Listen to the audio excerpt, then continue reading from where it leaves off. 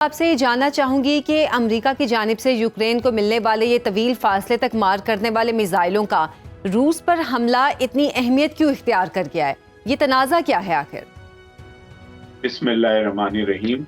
دیکھیے، اصل میں اس سے پہلے روس کی طرف سے جو ہے نا وہ ایک نئی پالیسی جاری کی گئی تھی، اور وہ پالیسی یہ تھی کہ وہ اپنے ایٹمی ہتھیاروں کو استعمال کر سکتے ہیں ہر اس ملک کے خلاف جو ملک کسی بھی طور پر روس کے خلاف حملے میں شامل ہوگا۔ ان کا مطلب یہ تھا کہ جو غیر ایٹمی ممالک ہیں جیسے یوکرائن، اگر یوکرائن کو کوئی ایسی چیز دی جائے گی جو روس پر حملے میں کارگر ثابت ہوگی، تو روس جو ہے وہ صرف اپنا حق دفاع اس حد تک نہیں رکھے گا کہ یوکرائن پر حملہ کرے، بلکہ وہ اس ملک پر بھی کرے گا۔ تو یہ بھی ریسنٹ جو ہے یہ روس نے اپنی پالیسی کو شفٹ کیا تھا۔ اب ہم دیکھتے ہیں لانگ رینج میزائل جو ہے جو یوکرائن کو کافی عرصے سے دیے ہوئے تھے، لیکن امریکہ نے یہ پابندی لگائی ہوئی تھی کہ یوکرائن اس کو استعمال نہیں کرے گا، لیکن فائنلی امریکہ نے اپنی یہ پابندی ہٹا لی، اور اس وقت ہٹائی جب جو بائیڈن کی پارٹی الیکشن ہار چکی ہے، ریپبلکن جیت چکے ہیں۔ تو اس موقع کے اوپر اس قسم کا فیصلہ کرنا یہ ایک بہت ہی زیادہ ایک ایسا فیصلہ ہے جو کنٹروورشل ٹائپ کا فیصلہ ہے، لیکن یوکرائن نے جو ہی یہ فیصلہ سامنے آیا، یوکرائن نے لانگ رینج میزائلوں کا بھی استعمال کیا اور برطانیہ کے دیے ہوئے کروز میزائل کا بھی استعمال کیا، اور ان میزائل سے روس کو کافی زیادہ نقصان پہنچا۔ تو اب روس نے اس کے جواب کے اندر اپنا ایک بین البر اعظمی جو میزائل ہے اس کو استعمال کیا ہے یوکرائن کے بقول روس کے اس کارخانے کے اوپر جہاں پر اسلحہ بارود بنایا جاتا تھا۔ اچھا مہدی صاحب، قطع کلامی کی معذرت، لیکن یہ باتیں بھی کی جا رہی ہیں اور ایسا لگ بھی رہا ہے کہ جو بائیڈن جاتے جاتے ایک بڑی جنگ شروع کر کے جانا چاہ رہے ہیں، جبکہ ڈونلڈ ٹرمپ جنگیں ختم کرنے کی بات کر رہے تھے اپنی تقریروں میں۔ دیکھیے، بات اصل میں یہ ہے کہ یہ تقریروں کی حد تک، انتخابی مہم کی حد تک تو بات درست ہے، لیکن سب سے پہلے یوکرائن کو جدید ترین اسلحہ اپنے سابقہ دور میں ڈونلڈ ٹرمپ نے ہی دیا تھا، اور ڈونلڈ ٹرمپ کی ملاقات پچھلے وینسڈے کو ہوئی تھی جب وہ وائٹ ہاؤس تشریف لائے جیتنے کے بعد، اور اس کے بعد ہی یہ فیصلہ بائیڈن کی طرف سے آیا ہے۔ تو بہت سارے انٹرنیشنل آبزرورز کا خیال ہے کہ یہ بات جو تھی یہ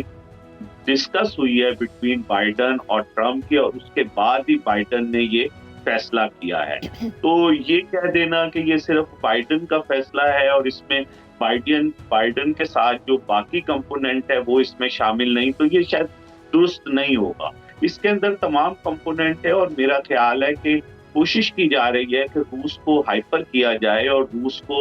جو ابھی تک کی جنگ کی صورتحال ہے اس میں، کیونکہ یوکرائن کو تو خیر سے پتہ نہیں ملنی تھی اس جنگ کے اندر، لیکن یوکرائن نے جس طرح ریسٹین کیا ہوا تھا روس کو، تو وہ یہ کوشش کر رہے ہیں کہ روس جو ہے وہ اپنے آل آئے اور روس آ کر وہ تمام حرکتیں کرے، جس کی وجہ سے یورپ پر جو ہے وہ پریشر بلڈ ہو، اور جو تقاضا کیا جائے گا ٹرمپ صاحب کی طرف سے کہ یورپ اپنے پیسوں کا حصہ بڑھائے نیٹو کے بجٹ کے اندر جو دفاع ہے۔ اور آپ کے یاد آپ کو کہ 2 ہفتے پہلے فرانس کے صدر یہ کہہ چکے ہیں کہ ہمیں اپنے یورپ کو اپنے دفاع کے اوپر خود اب آگے بڑھنا پڑے گا، صرف اوروں سے امید نہیں رکھنی ہوگی۔ تو یہ ایک کشمکش ہے جو بٹوین یورپ اور امریکہ بھی جاری ہے، اور اس کے اندر روس کا بھی استعمال ہے۔ روس کو اس کا یہ فائدہ ہو رہا ہے کہ روس کی سرحد کے اوپر جو نیٹو آ کر بیٹھ گیا تھا، روس نے اسے کسی حد تک جو ہے وہ پیچھے دھکیل دیا ہے، اور باقاعدہ یوکرائن آج والے دن بھی وہ نیٹو کا اس طرح نہیں بن سکا ہے۔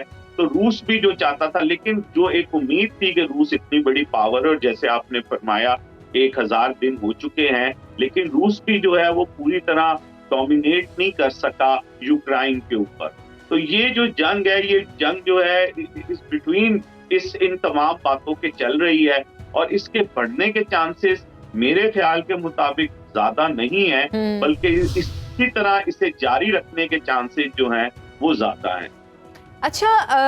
یہ باتیں بھی ہو رہی ہیں کہ امریکہ اب نیٹو سے نکلنا چاہ رہا ہے، اور شاید اسی لیے وہ اب یورپ کو اس میں دھکیلنا چاہ رہا ہے اس جنگ میں، اور جیسے کہ روس بھی کہہ چکا ہے کہ اگر کوئی دوسرا ملک اس جنگ میں یوکرین کا ساتھ دے گا اور یوکرین اس کے ہتھیار استعمال کرے گا تو یہ ایسے سمجھا جائے گا کہ جیسے وہ ملک بھی رشیا پر حملہ کر رہا ہے۔ تو کیا یہ امکان ہے کہ رشیا اب یوکرین کے بعد، اگر جیسے کہ یوکرین امریکہ کے استعمال کر رہا ہے جو ہتھیار، امریکہ پہ بھی حملے کی کوشش کرے؟